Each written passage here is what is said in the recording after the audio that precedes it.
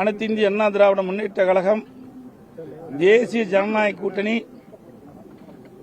கூட்டணியில் அங்கம் வைக்கின்ற அதிமுக கட்சியினுடைய சார்பாக எடப்பாடி சட்டமன்ற தொகுதியிலே போட்டியிடுவதற்கு நான் இன்று வேட்புமனு தாக்கல் செய்துள்ளேன். பல்வேறு தொகுதிகளில் தேர்தல் பிரச்சாரம் மேற்கொண்டிருக்கீங்க. மக்களுடைய மனநிலை எப்படி இருக்கு? பிரகாசமா இருக்குது. வெற்றி வாய்ப்பு அதிகம் உள்ளது. 234 தொகுதியில் 210 தொகுதியில் வெல்லுவோம். இதேதான் திமுகவும் 200 தொகுதிகளுக்கு மேல அவருடைய கருத்து சொல்றாங்க, எங்களுடைய கருத்து நாங்க சொல்றோம். நேற்றுக்கு பிரச்சாரத்தில் தேமுதிக விமர்சித்ததா சொல்றாங்க. 60% வாக்கு வங்கி தான் உங்களுக்கு இருக்குன்னு சொல்லி இருக்கின்ற நிலை எதுதானே? உங்க பத்திரிகையில் ஊடகத்தில் வந்த செய்தி தான் நான் சொல்றேன். அதிக அளவு குற்றச்சாட்டு மேல வைக்க என்ன குற்றச்சாட்டு சொல்றாங்கன்னு சொன்னா அதுக்கு பதில் சொல்ல தயார். இல்லையே, நான் தெளிவுபடுத்திட்டேன். எல்லா பத்திரிகையிலும் ஊடகத்தில் வந்திருக்குது. 2026 கொடுப்பேன்னு சொன்னேன். அவர்களுடைய மனநிலை வேறையா இருந்தது. கூட்டணி மாறிட்டாங்க.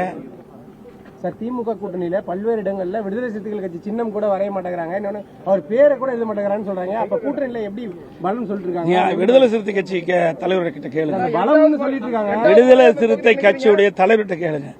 ஏன்னா அந்த கட்சிக்கு தாங்கி பிடித்தவர் விடுதலை சிறுத்தை திருமாவளவன். அவர் தான் இந்த கேள்வி கேட்கணும். அவருக்கு கிடைத்த பரிசு அது. சார், தமிழகத்தில் மும்மொழி கொள்கையை கொண்டு வர இப்ப சொல்லுவாங்களா மோடி அவர்களும் அமித்ஷா அவர்களும் சொல்லி சவால் விட்டிருக்காரு ஸ்டாலின் அவர்கள். ஏன் திரு உதயநிதியை பள்ளிக்கூடம் நடத்திட்டு இருக்காரு, ஸ்கூலு சிபிஎஸ்சி ஸ்கூல் நடத்திட்டு இருக்காருல்ல. எல்லாம் அவையெல்லாம் நடத்தினா அதெல்லாம் வேணா எந்த மொழி வேணாலும் அனுமதிப்பாங்க. ஆனா கேள்வி மட்டும் கேட்கறீங்க. அவரை கேளுங்க.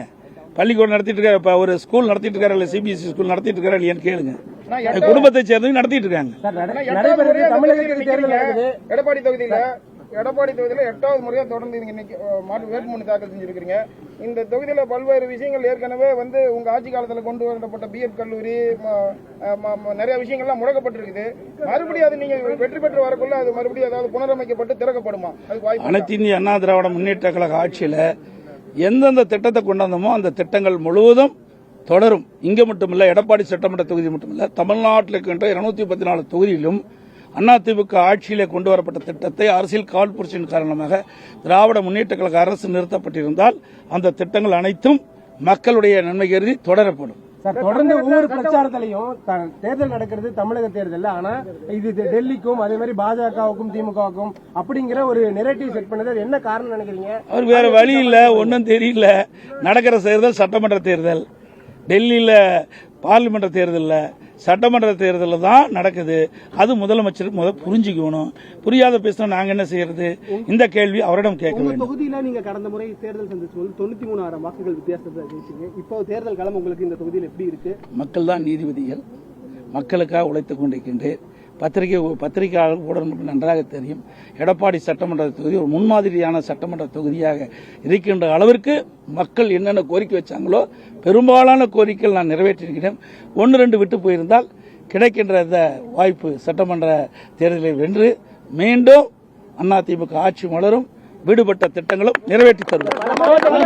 இன்னும் சொல்ல போனா 100 ஏரி திட்டம் வேண்டுமென்றே திட்டமிட்டு நான் எந்த இடத்துல அடிக்கல் நாட்டினோ அந்த இடத்துல இன்னும் தண்ணி வரல. எவ்வளவு சோதனை வேதனை. இன்றைக்கு மேட்டூர் அணை நிரம்பி உபரியாக தண்ணீர் வெளியே திறக்கப்படுகிறது.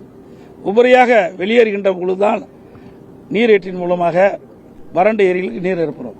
ஆனால் இந்த ஆட்சி வந்த பிறகு வேண்டுமென்றே திட்டமிட்டு எடப்பாடி சட்டமன்ற தொகுதி மட்டும் பல சட்டமன்ற தொகுதிக்கின்ற ஏரிகள் நீர் நிரப்பதை அரசியல் காழ்ப்புணர்ச்சி காரணமாக நிரப்பாமல் திட்டமிட்டு புறக்கணித்தது.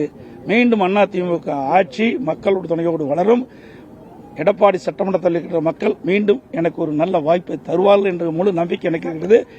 நான் வெற்றி பெற்று சட்டமன்ற உறுப்பினர் ஆனவுடன் இந்த நிலுவையில் உள்ள பணிகள் எல்லாம் முடித்து மக்கள் பயன்பாட்டுக்கும் விவசாயிகளுடைய நன்மைக்கும் நாங்கள் செயல்படுத்துவோம்.